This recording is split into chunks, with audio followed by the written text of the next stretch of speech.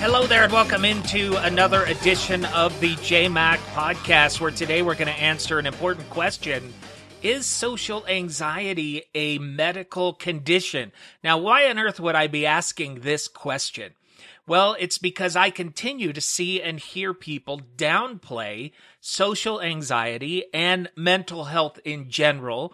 And if you know me, you know that I have been on a quest to get rid of the negative stigma surrounding mental health issues. And you also know that I have some personal experience with this type of thing. And so I felt it was time to share some of those personal experiences to help answer the question.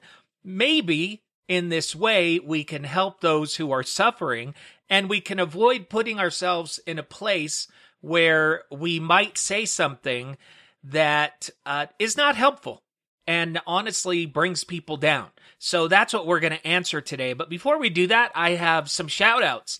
I want to thank a few people who have become patrons of the show. You can do that by clicking in the Podbean app, or you can click on the link that you'll find on our social media to make a donation to this show on a monthly basis so that I can continue to bring you fearless honesty. Donations start as low as $1, or you can go $5 or $10 or $25. So let me thank a few of you who have become patrons of the show. We have Coach Dave Long, thank you. Vala or Vaya, either one, thank you. Big Red. I just have emails and usernames here, so hopefully this is good enough to say thank you. Junior Spencer, thank you. And Computer Guy, thank you for becoming patrons of this program. And remember, any donation can really help me bring these daily podcasts to you, and hopefully we can make people think about what they believe and question some of the existing misconceptions that are out there. Now, back to this issue of social anxiety. There was a time in my life when I would have said it's absolutely not a real thing, not a treatable medical condition. And I'm actually guilty of saying to one of my children who had confided in me that they felt that they were suffering from chemical depression, I'm guilty of looking them in the face and saying, oh, come on, you're not depressed. You just need to learn to cope. You just need to pull yourself up by your bootstraps. And to this day, I regret that moment in my life because I had a lot to learn. And I was operating out of ignorance. And the crazy thing about it is I was suffering myself at the time and not even knowing it. It turns out, my friends, that I have suffered from extreme social anxiety my entire life. And it has affected me in far and dramatic ways. And I'm going to share those ways with you. But what I want you to do is I want you to just hear my story. And I want you to think about what I have to say. And then if you're somebody who is suffering, maybe this will encourage you to get help. If you're somebody who is dealing with somebody who is suffering and coming to you, maybe this will help you to be a cheerleader and somebody who can have some encouraging things to say instead of doing what I did and just saying, oh, come on, pull yourself up by your bootstraps. Now, here's the crazy thing. Even though I've suffered my entire life with extreme social anxiety, I did not realize it until I was 48 years old. Now I'm 51 right now. So it was 3 years ago that I finally realized that what I was going through, what I was experiencing, was not normal and that it was treatable. So I spent 48 years of my life doing things that other people just simply didn't do. And I was thinking, this is just the way it is. And there's no issue with my brain. It's just the way that I am. So let me give you some ideas of how I operate. And some of this still, even till today, even though I've been getting treatment, continues to happen. So when I was in school, the idea of walking into a classroom, a crowded classroom of students, petrified me, scared me to death. And so if I couldn't get there early and be the first one in the classroom, or the first one or two, then I would simply not go. I would cut class. Because walking into a crowded room, for some reason, the idea that everyone would be turning and looking at me, it petrified me. It scared me to death.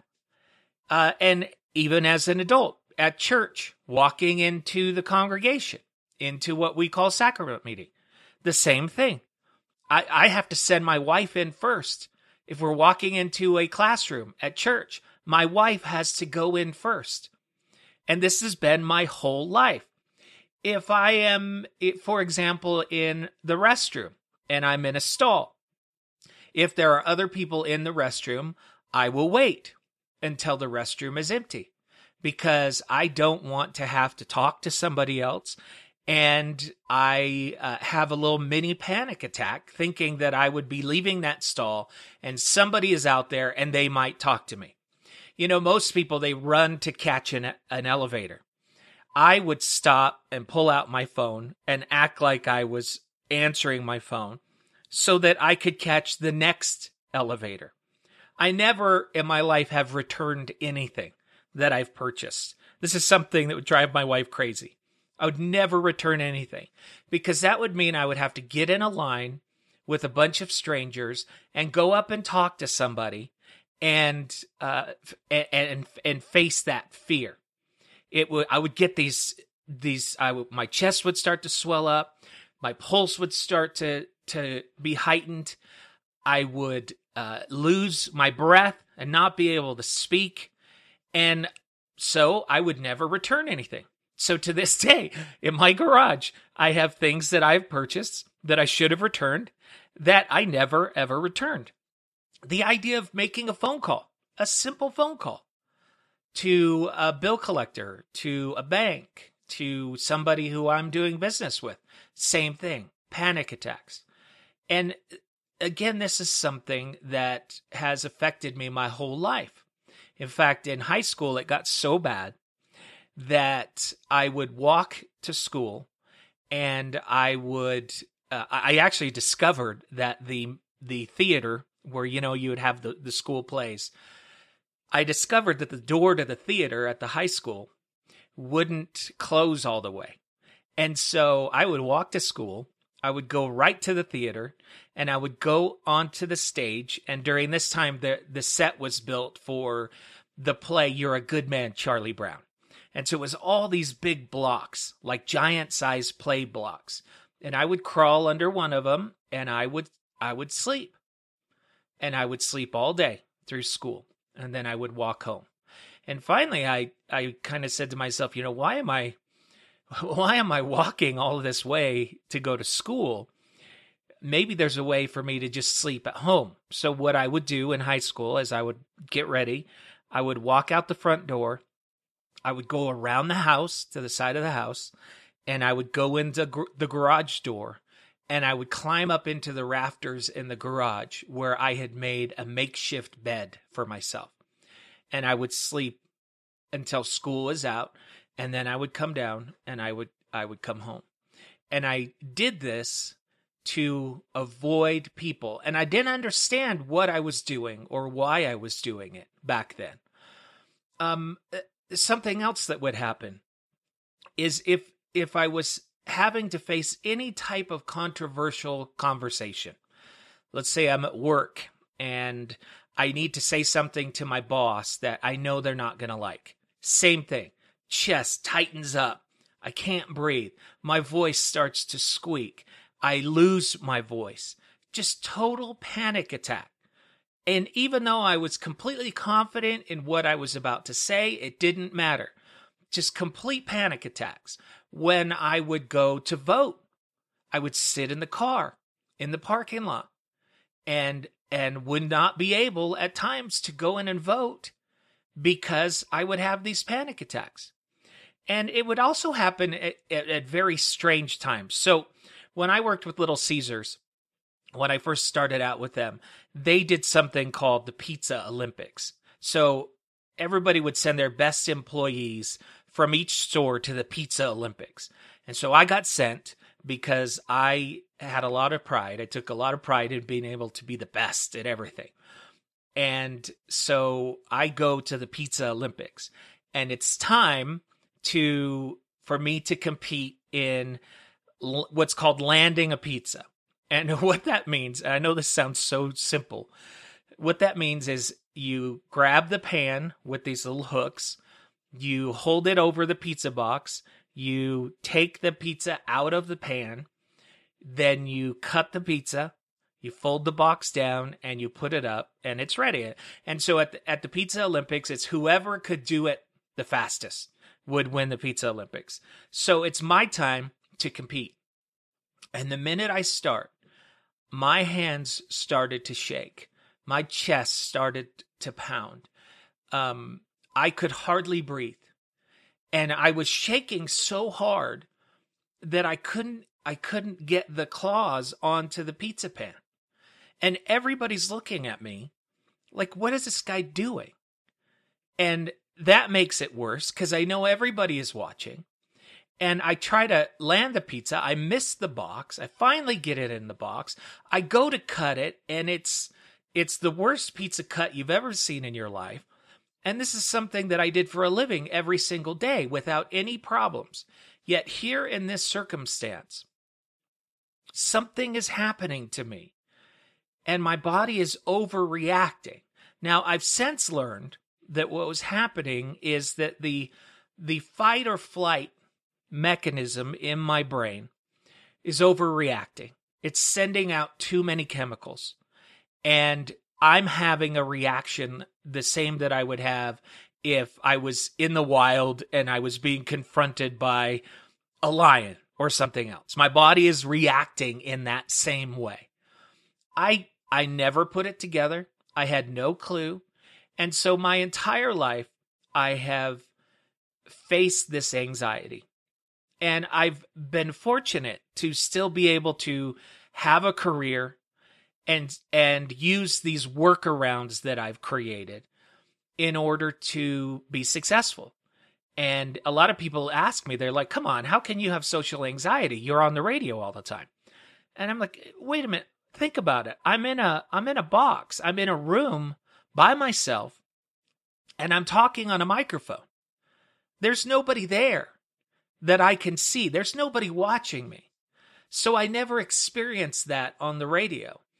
But in order to get into radio, I had to use email. I had to use voicemail. I would never directly contact anybody. And anytime I've been put in a situation where I needed to go out and directly associate with people and directly contact strangers, I would have this fight or flight reaction in my brain.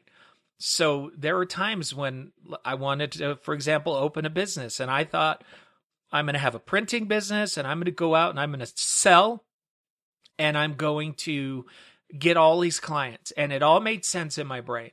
But every day when I would get ready to go out and to knock on doors and to sell my product, I would have these panic attacks. And so day after day would go by, and I would be unable to go out and to do this. And of course, it meant that I failed, that I fell flat. And this is something that I experienced over and over again in my life. It's one of the reasons why I fell down so many times early on in my marriage. In my 20s was a series of attempts at doing things and falling flat over and over again, to the point where I had made things so bad that I started to become suicidal because I had created so many problems, not understanding why I was not able to do the things that I wanted to do. So I lived this way until I was 48 years old. And I was asked, because I had shared on my radio show that I had faced suicidal thoughts and came very close in my 20s to to going through with it, I was asked to go and be on a panel for the screening of a movie called Angst. And it's a movie about social anxiety and how it's affecting the teenagers of the world today. So I was asked to go and watch the movie at Harriman High School and then sit on a panel and have people ask me questions. So before the panel started, we watched the movie, and I was sitting in the back of the theater watching this movie, and I watched them describe the social anxiety and how it affects people. And I literally started to cry because I was watching my life. I was watching all of the things that I do. And suddenly there was rhyme and reason to it. And I sat back there through the whole movie. It was this revelation. And I went home to my wife and I explained it to her, and she's like, I could have told you that. I mean, she's been dealing with my social anxieties since the day we were married. And here I am just thinking, well, that's normal. And this was a game-changing moment for me. At 48 years old, I finally realized that something was going on in my brain, something different. And it changed my life forever because I was able to go and get treatment. And treatment is a combination of therapy and medications. But because of that, I was able to actually think about running for Congress. Now, before I had turned 48, there was no way in the world I would ever be able to run for office. Could you imagine? Because as I learned, running for Congress is really what you're doing is you're spending all day, every day on the phone, asking people for money, asking strangers for money. We call it dialing for dollars. And then you're out in the public talking to strangers. And then we had to collect signatures and knock on the door of strangers. These are all things that I have never, ever been able to do in my life. That I would have major panic attacks and not be able to do. And there I was. In fact, for the last year, since July 15th, I have been a congressional candidate. And I've been out doing things, and my wife would come home and I'd say, I made 200 calls today. And she's like, who are you? I don't even know you. I don't even know this man. And we would just sit there and wonder. And you know, I try not to do it because it's not helpful. But I do sit here and I think about how different my life could have been or would have been if I had been able to get treatment in my teens or earlier in my life. I do think about that. I wonder if life would be different. I wonder if I would have been able to find greater success. I'm so thankful for the success that I've had. I'm very lucky. I've caught some really good breaks. And I did come with some unique skill sets to this earth.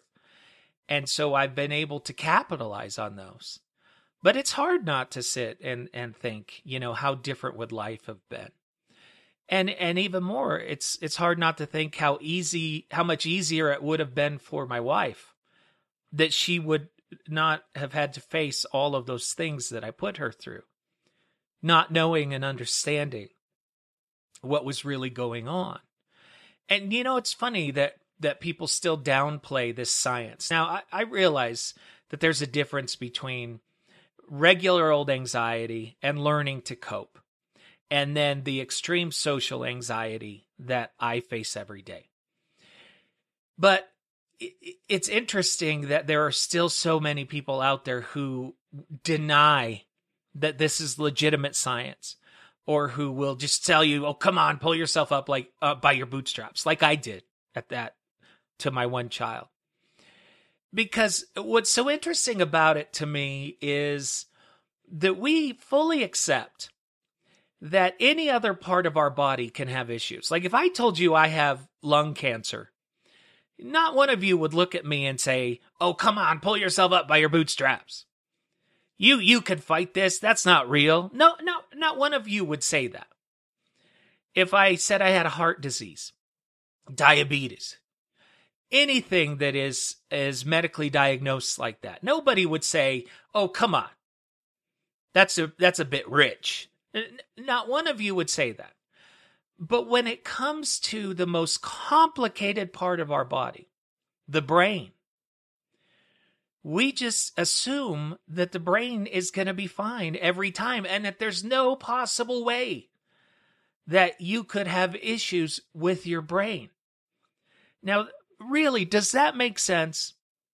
Think about it. Does that make sense? Or does it make more sense to believe that the part of your body that may potentially face the most issues is the most complicated part of your body, your brain?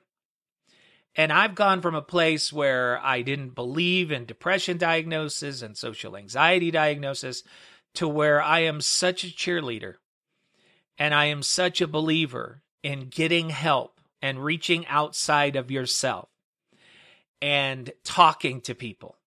Now, it could be that you just are in a place in your life where you're facing things that are very difficult.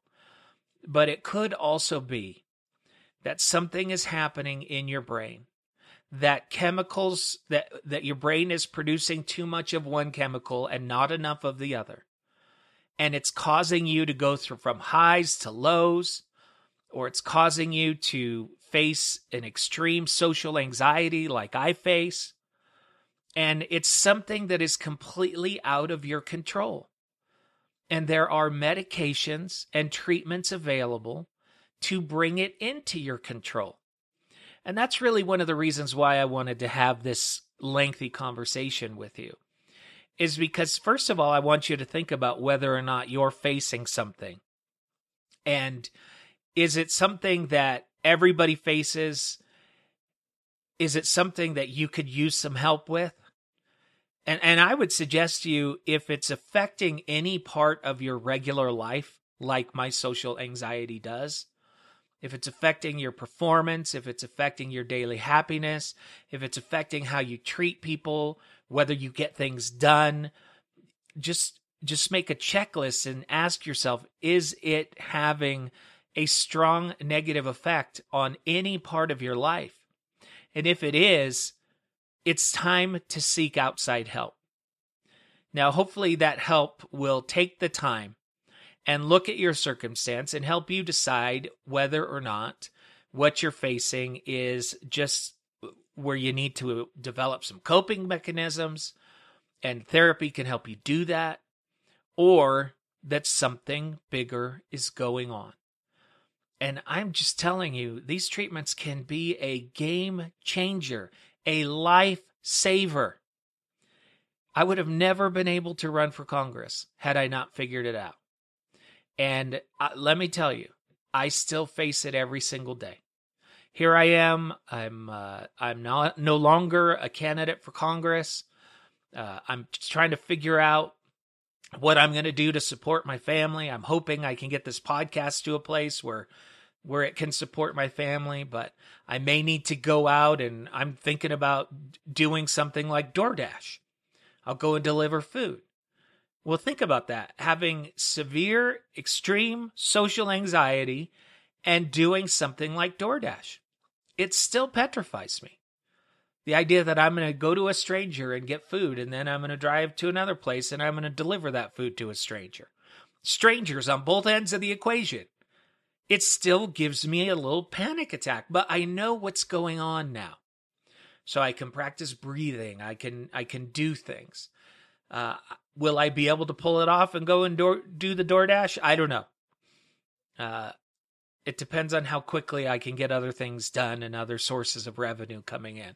It's one of the reasons why you becoming a patron of this podcast can be so important to me, so that I can do what I love to do, and I can continue to provide fearless honesty, but I can do so from the comfort of my own office at home.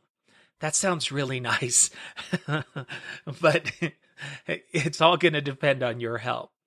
Now, if you're somebody who's not facing these issues, I just want to encourage you to be careful when you encounter somebody who is.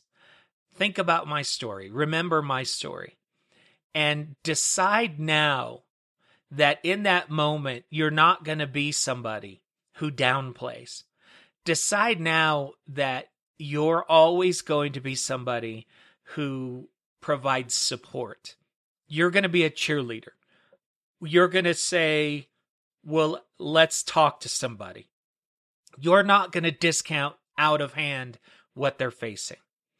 Because one of the worst things that can happen is there's so many people out there suffering from these things, and they're suffering alone.